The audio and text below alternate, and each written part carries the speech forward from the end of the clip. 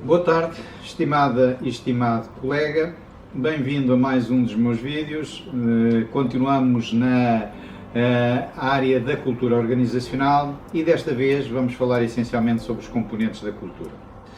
A cultura organizacional é algo que tem a ver, como já definimos, com o conjunto de crenças, de assunções partilhadas pelos membros de uma organização, que está visível na maneira como as pessoas trabalham, que é evidente na maneira como as pessoas se relacionam, que é amplificada pelo comportamento dos líderes e que acaba por ficar embebido na forma de trabalhar da própria organização, no ADN da própria organização.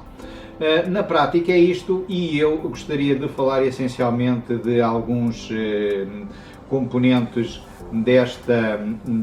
da cultura organizacional. A primeira, os valores partilhados. Os valores partilhados é aquilo que muitas vezes não é visível na cultura. Portanto, a cultura pode-se ver muitas vezes na maneira como, por exemplo, o layout das organizações, pode-se ver, por exemplo, na recepção de uma empresa, pode-se ver na maneira como as pessoas vestem, podem-se ver na maneira como as pessoas tratam, mas isto é a parte visível. Muitas vezes isto é muito valorizado, mas aquilo que é mais importante é aquilo que está above the line, é aquilo que está cá em baixo, como se fosse um iceberg, não é? Cá em cima é aquilo que é visível e aquilo que está por baixo, que está no fundo do oceano, essa componente do iceberg é a componente mais importante. E nessa componente mais importante estão os valores partilhados. Os valores, as crenças que as pessoas têm, e isso tudo vem muitas vezes do conjunto de experiências e de vivências pelas quais passou a organização. Aliás, há quem diga que, por exemplo, a cultura surge por sedimentação. Vão acontecendo aqui umas coisas, aquilo vem para o fundo e aquilo que fica cá no fundo sedimentado é que é a cultura da organização. Esta parte são as crenças, são os valores que são partilhados entre as pessoas e que muitas vezes condicionam a maneira como a empresa reage, condiciona a maneira como a empresa atua no mercado. Depois, uma das componentes fundamentais são as práticas dos líderes, e as práticas dos líderes são determinantes neste campo. Há duas maneiras de trabalhar a comunicação, há duas maneiras de trabalhar a cultura. Uma é comunicar, e a segunda é as práticas dos líderes. Se entre as duas, aquela que é mais forte é a prática dos líderes. Se eu comunicar uma coisa e os líderes fizerem outra, esqueçam aquilo que a cultura vai para o lado da prática dos líderes e não na prática para as palavras e para as frases que são escritas e que são colocadas nas salas de reuniões. As práticas dos líderes é fundamental, normalmente, e aqui, por exemplo, o estilo de liderança do CEO, o estilo de liderança das pessoas-chave, muitas vezes como o diretor de operações ou o diretor de recursos humanos, que são pessoas, ou muitas vezes o diretor financeiro também, que são pessoas-chave dentro da organização e que comunicam e passam um determinado tipo de liderança. Isto tudo muitas vezes vem em cascata e vai para a organização. A prática dos líderes é fundamental, e se nós queremos trabalhar bem uma liderança, uma cultura, temos de trabalhar as lideranças, temos de trabalhar o estilo de liderança, temos de trabalhar todos estes aspectos relacionados com como as pessoas exercem a sua liderança nas organizações. O terceiro aspecto é a forma de trabalhar. A forma de trabalhar é absolutamente determinante. O trabalhar mais por objetivos, o trabalhar de maneira mais por processo ou mais por resultados, a maior ou menor orientação para a qualidade, a maior flexibilidade ou menor flexibilidade, a maior abertura ou menor abertura aos clientes, tudo isto são aspectos determinantes também para a cultura da empresa. Um outro aspecto que eu também considero de enorme importância é a maneira como as pessoas se relacionam dentro da organização. e muitas vezes de dentro para fora da organização, porque há culturas mais abertas e há culturas mais fechadas. Uma cultura que é muito aberta à organização, ao mundo, é normalmente uma cultura de inovação, uma cultura de flexibilidade, uma cultura de adaptação rápida ao mercado. Uma cultura que é muito técnica e que se fecha muito para dentro, normalmente são muito fortes em alguns aspectos, mas, por exemplo, são lentas a reagir, têm dificuldades em se adaptar, têm dificuldades em mudar, enfim, têm algumas características. O networking organizacional, a maneira como as pessoas se relacionam dentro da organização, o valor que é dado às pessoas, tudo isto são aspectos fundamentais da cultura organizacional. Não há uma maneira, há culturas mais formais, mais informais, e não quer dizer que as mais informais sejam melhores que as mais formais.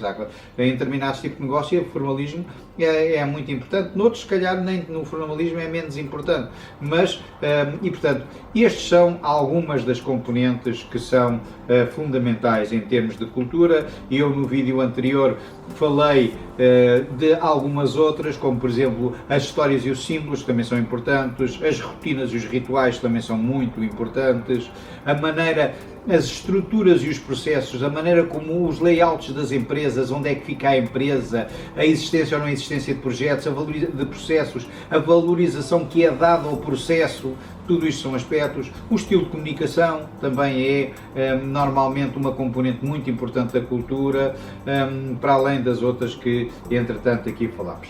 A cultura é hoje fundamental para alguns aspectos que são determinados. Por exemplo, para demarcar a organização das outras, aquilo que distingue uma cultura das outras é normalmente, aquilo que distingue uma empresa das outras é essencialmente a sua cultura. A cultura é que é a grande diferença. Os processos copiam-se, os softwares adquirem-se, os equipamentos adquirem-se, as culturas não se conseguem. A cultura reforça o sentimento de pertença e unidade, quando é bem trabalhada, e há culturas que são mais agregadoras e outras menos agregadoras, mas quando é bem trabalhado, a cultura cria o sentimento de pertença, o orgulho de pertença, e normalmente é um fator agregador. Sobrepõe o interesse global ou o interesse individual, e eu já vivi isto, por exemplo, na indústria farmacêutica há muitos anos atrás, onde nós havia muitas vezes as pessoas que queriam ter determinadas práticas e a organização dizia: não, nós temos uma cultura de integridade e portanto aqui você não tem outro comportamento a não ser este, mesmo que lá fora façam isso, mesmo que o seu concorrente façam isso, nós aqui não fazemos. E portanto sobrepõe o interesse global, o interesse organizacional ou o interesse individual, reforça a estabilidade e é uma espécie de cola organizacional, embora eu no vídeo anterior tenha dito que prefiro, em vez da cola organizacional, a ideia do óleo do motor que banha o motor, mas a verdade é que a cultura também é uma cola organizacional e serve de linha de orientação, serve de algo que define standards e define limites, até onde é que eu posso ir e o que é que eu não posso e o que é que eu não posso fazer. Portanto, tudo isto são aspectos que têm a ver com a cultura e que depois acabam por ter um impacto determinante em coisas como é que se toma a decisão, se é uma decisão mais centralizada ou menos centralizada, como é que se trabalha, se é de uma forma mais individual ou mais coletiva, como é que são as recompensas, somos uma empresa agressiva em termos de recompensa ou menos agressiva em termos de recompensa, somos uma empresa que recompensamos o trabalho individual ou essencialmente os resultados coletivos, a existência de muitos procedimentos ou poucos procedimentos, portanto uma cultura mais informal ou mais formal, uma cultura mais centralizada ou mais onde o poder está mais distribuído pelas filiais ou pelas pessoas. Tem impacto fortíssimo na lealdade organizacional. Há culturas, eu outro dia via com uma determinada empresa um fulano que tinha aqui, não tinha a camisola vestida, tinha o nome da empresa tatuado no peito e portanto isto é uma cultura organizacional com uma lealdade fortíssima. Culturas de maior cooperação interna ou de maior competição interna, culturas de ação rápida ou de muito planeamento, culturas de inovação ou de manutenção de status quo, culturas de assunção de riscos ou, pelo contrário, evitar todos os riscos, e culturas em que é dado muito valor às pessoas ou que é dado menos valor às pessoas. Tudo isto são impactos da cultura e que determinam a maneira como se trabalha numa organização. O vídeo já vai longo, hoje ficamos por aqui, até à próxima semana. Obrigado.